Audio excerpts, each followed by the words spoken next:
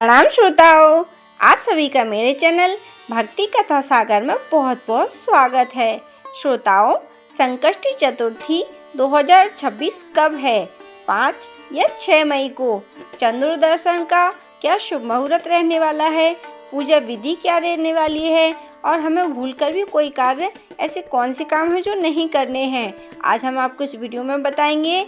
साल 2026 में ज्येष्ठ कृष्ण पक्ष में एक दंत संकष्टी चतुर्थी कब मनाई जा रही है, चंद्र दर्शन का और पूजा विधि आदि सभी जानकारी।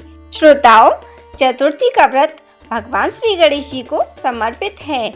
हर महीने के शुक्ल पक्ष और कृष्ण पक्ष में चतुर्थी व्रत आता है। शास्त्रों के अनुसार ज्येष्ठ माह में आने वाली चतुर्थी को एक दंत संकष्टी चतुर्थी कहते हैं।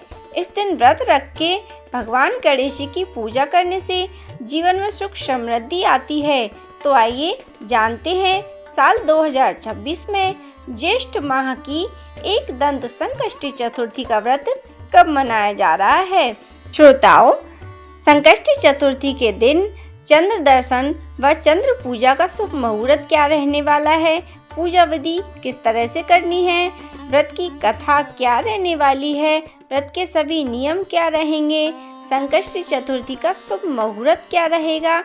तो आइए जानते हैं साल 2026 में ज्येष्ठ कृष्ण एक दंत संकष्टी चतुर्थी का व्रत 5 मई को रखा जाएगा। चतुर्थी तिथि शुरू होगी 5 मई प्रातःकाल 5:24 से और चतुर्थी तिथि का समापन 6 मई प्रातःकाल 7:51 से समाप्त हो जाएगी। अभिजीत मुहूर्त होगा सुबह 11:51 से दोपहर 12:45 तक। गोधूली का मुहूर्त रहेगा शाम 6:57 से शाम 7:19 तक। चंद्रोदय का समय होगा रात्रि 10:35 पर। तो श्रोताओं, इस समय आप चंद्र देवता की पूजन करके उन्हें अर्घ देकर अपने व्रत को संपन्न कर सकते हैं। संकष्टी चतुर्थी की पूजा विधि। चतुर्थी के दिन आपको प्रातःकाल ब्रह्म मुहूर्त में उठकर अपनी नित्य क्रियाओं से निवृत्त होकर स्नान करके स्वच्छ वस्त्र धारण करें। इसके बाद अपनी पूजा स्थल में आकर मंदिर को साफ करें, अपनी पूजा करें। जो आप रोज पूजा करते हैं उस तरह से पूजा पाठ करें। अपना जो भी करना हो वो सब कर लें। उसके बाद मन में व्रत का संकल्प लें और गणेश जी के सामने व्रत रखने का संकल्प धारण करें। चतुर्थी के दिन गणेश जी की पूजा आप सुबह में भी कर सकते हैं और शाम को भी कर सकते हैं। गणेश जी की पूजा करने के लिए सर्वप्रथम अपने पूजा स्थल में स्थापित गणेश जी की प्रतिमा को स्नान कराएं। तिलक लगाकर उन्हें धूप, दीप, अक्षत, पुष्प, जनेऊ, पान, सुपारी, लौंग, इलायची, दूर्वा व मोदक ये सभी वस्तुएं अवश्य ही अर्पित करें। इससे गणेश भगवान बहुत जल्दी प्रसन्न होते हैं। गणेश जी को मोदक अति प्रिय हैं, इसलिए उनके व्रत में मोदक का भोग अवश्य ही लगाएं। ओम गंगणपते नमः इस मंत्र का जाप करें। इससे भी गणेश जी बहुत जल्दी प्रसन्न होते हैं और आपकी मनोकामनाओं को पूरा करते हैं। व्रत की कथा पढ़ें, फिर रात्रि में चंद्रमा को अर्घ देकर व्रत को संपन्न करें। संकष्टी चतुर्थी नियम। धार्मिक मान्यताओं का अनुसार चतुर्थी के दिन व्रत रखकर गणेश जी की विधिवत पूजा करनी चाहिए। इस दिन चंद्रमा को अर्घ देने के बाद व्रत का पारण किया जाता है।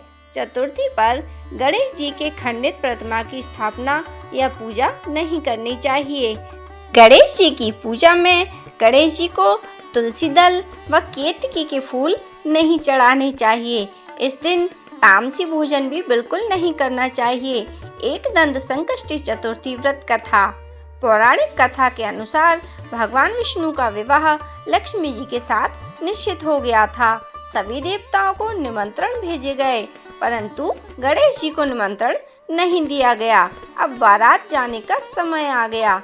सभी देवी देवता विवाह समारोह में आ गए, परंतु जब गणेश जी विवाह समारोह में न दिखाई दिए तो सबने विष्णु भगवान से इसका कारण पूछा।